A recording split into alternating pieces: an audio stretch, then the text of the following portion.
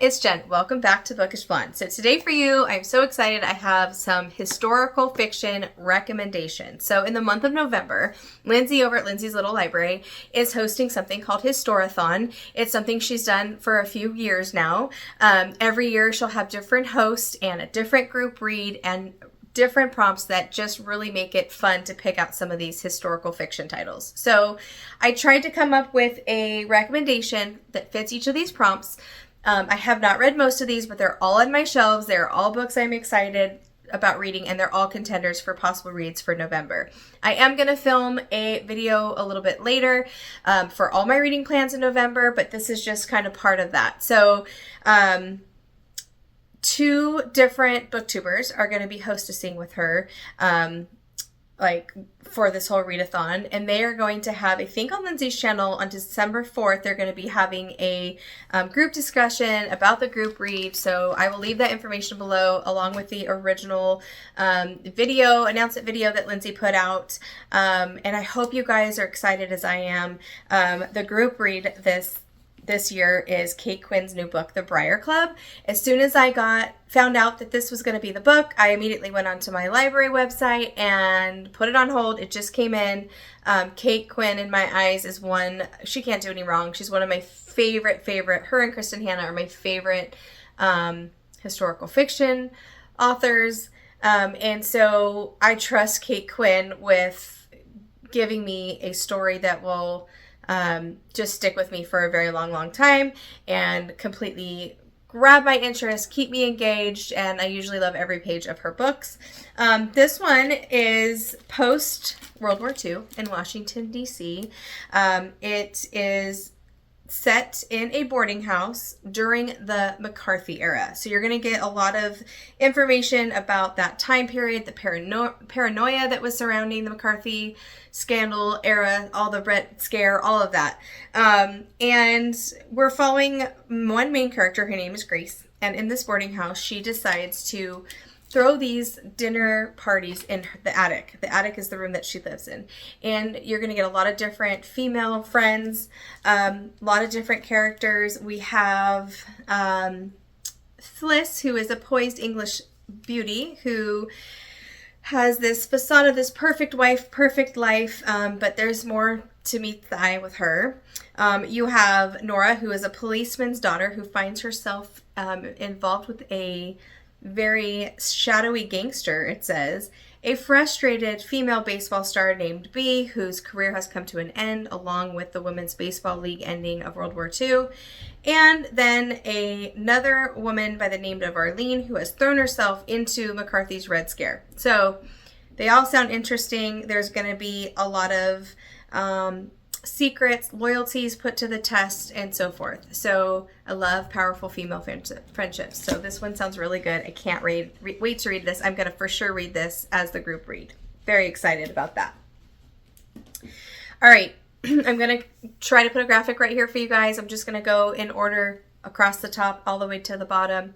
And again, these are just some ideas. It was so much fun to look at my shelves and come up with matches for you guys for these prompts to suggest some really good books.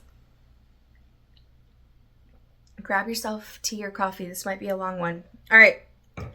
First, prompts in a historical era exploration. So this prompt, they were trying to get across that, read something that you don't normally read. So if you are a huge World War II historical fiction reader, read something about the Civil War, so forth. So this one, I picked River Sing Me Home by Eleanor Shearer. I hope I'm saying that right. This is such a beautiful cover, you guys. I'm obsessed with this cover. It's so pretty. This one I thought was perfect as well for this prompt because this one's following a mother. She kind of goes on this adventure across the Caribbean to find her stolen children. So you also have exploration in that sense of the word as well. It takes place around the Emancipation Act of 1834. You're in the Caribbean. She was told that, slavery's ended. You are free to leave. However, you guys still owe me 6 years of work.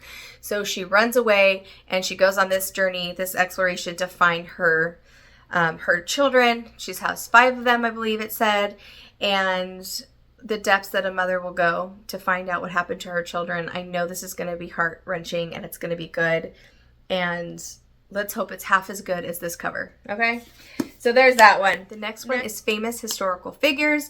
Immediately the first book that popped in my mind was Errol Lahan, The Frozen River, but you guys have heard about that on this channel. It's one of my favorites.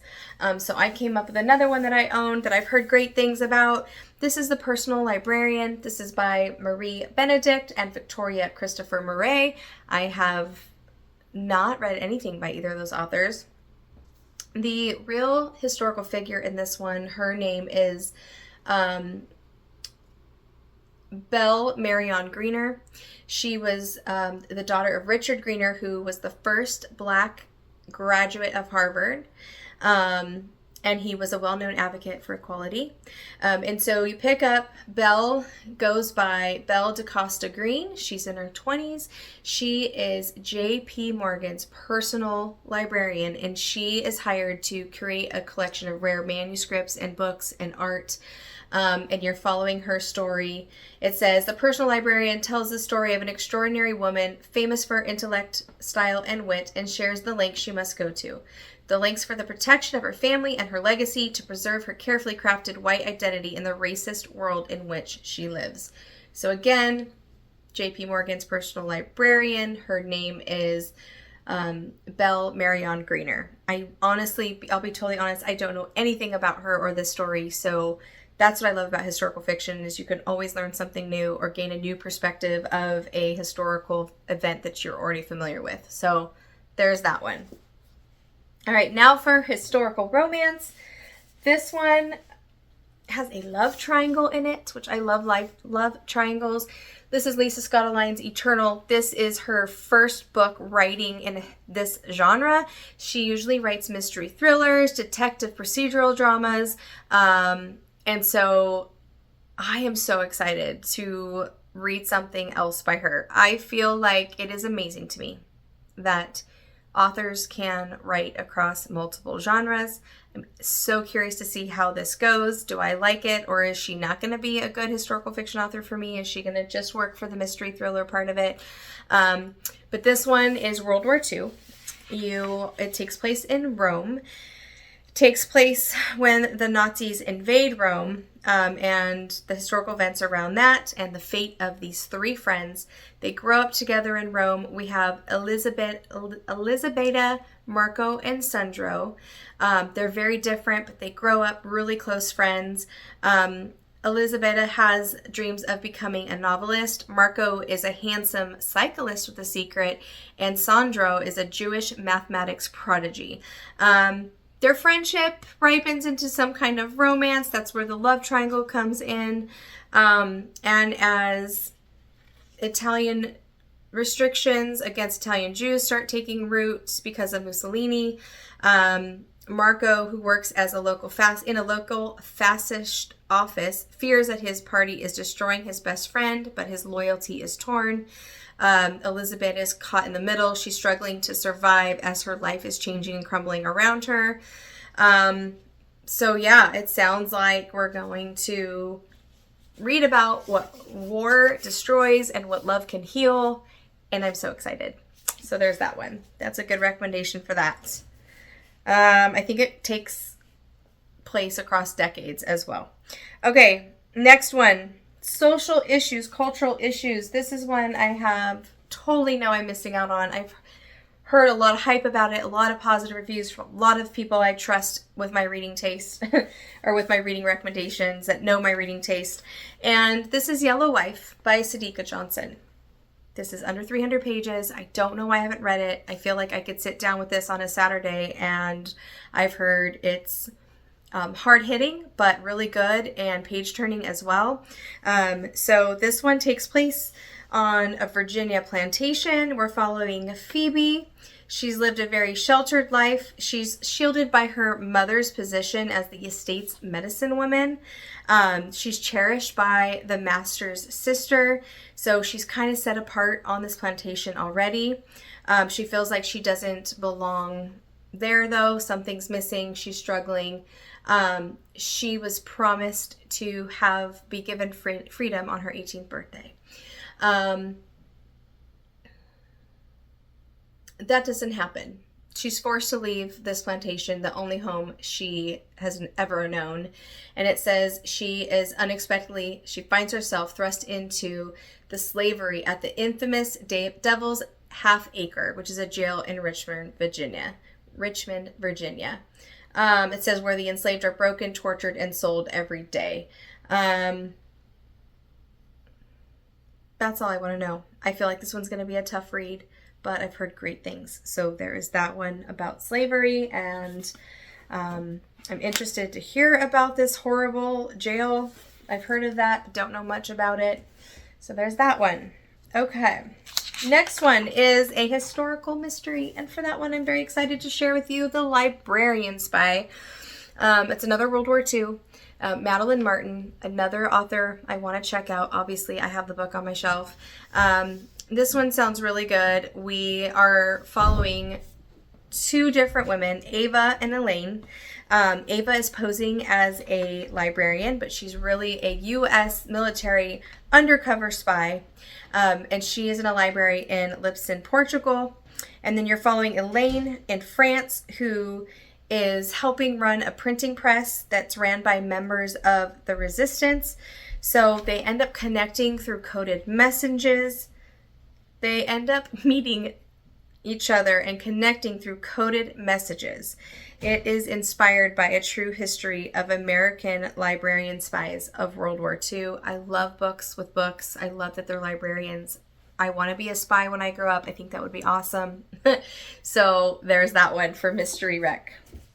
Okay, next prompt is War and Conflict. So a book that centers around, obviously, war, a certain part of a war. So this is a conflict in World War II. This is Dragonfly by Leila Meacham. Never read her either. This book actually ended up on my shelves because of Lindsay's rave review from years ago, probably 3-4 years ago. She was raving about this book, and that's where I heard about it. You're following 5 very different young American men and women from different backgrounds.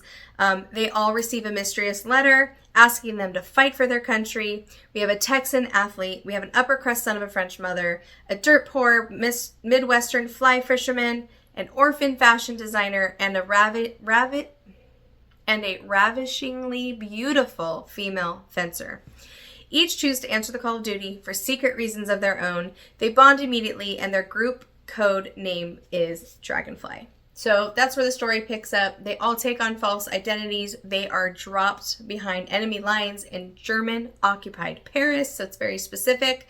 And they are embedded among the highest ranks of the Nazis. We have cat and mouse game of staying under the radar, and one move could be fatal. So that's all I want to know. Sounds amazing. This one is chunkier. Another really cool, beautiful cover. Love it, love it, love it. Okay, there's that one. Okay, the next one is a historical fiction with a strong sense of place. This one took me a little bit, I will be honest. I was not coming up with anything. The prompt was kind of throwing me a little bit, although it's obvious. I don't know. I really struggled with this one. But what I came across was The Four Winds by Kristen Hanna. Another one that I can't believe. I'm probably the last person in the world to not have read this. I've not read this. I love Kristen Hanna. This is one of maybe 2 or 3 by her that I need to read. I've read majority of what she has written because I love her. I think she's a great historical fiction author. This takes place across the plains, and I feel like strong sense of place because people that have read it have shared with me that the dust storms are almost like their own character in this book. So we're following Elsa. She marries a man she barely knows, and she follows him to the Great Plains. Her marriage is failing. It's the Great Depression. She is fighting as a mother to keep her children fed and alive during the Great Depression. She's finding herself in a desperate battle between nature and where she lives and leaving her home to move west. This American dream, does it end in sacrifice? A lot of themes about motherhood, strength, resilience, and I have just heard such great things about this. I don't know why I haven't read it. So that's for sense of place, strong sense of place. So that one was a little challenging for me. I'm going to be excited to see what the ladies who are hosting this, what they came up with that one, like what suggestions they have.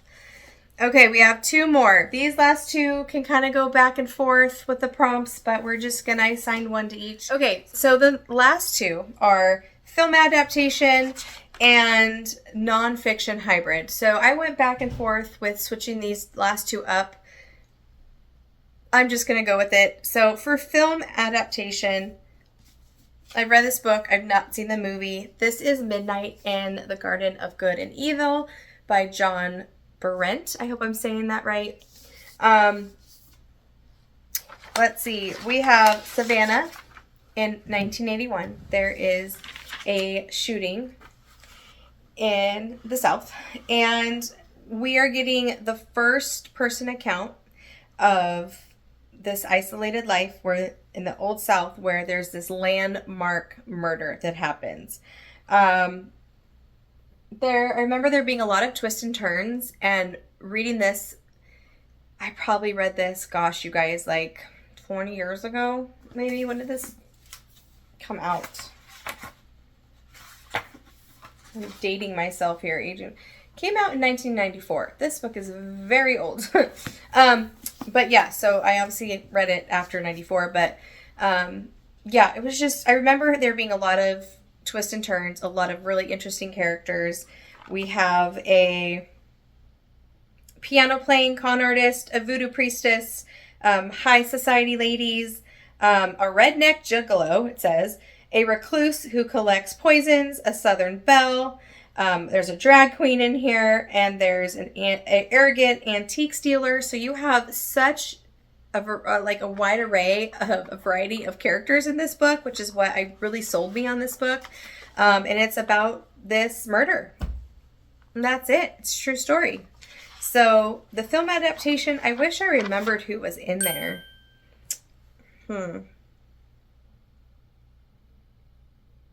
try to pop some names up here, but yeah, so that one was really, really good. I really enjoyed that. Again, I read it a long time ago, but I remember enjoying it and being blown away, thinking like, oh my God, this is a true story. This is crazy. So there's that one. And then last but not least is a nonfiction hybrid. So I'm kind of cheating a little bit on this one because it's not historical fiction. It is nonfiction.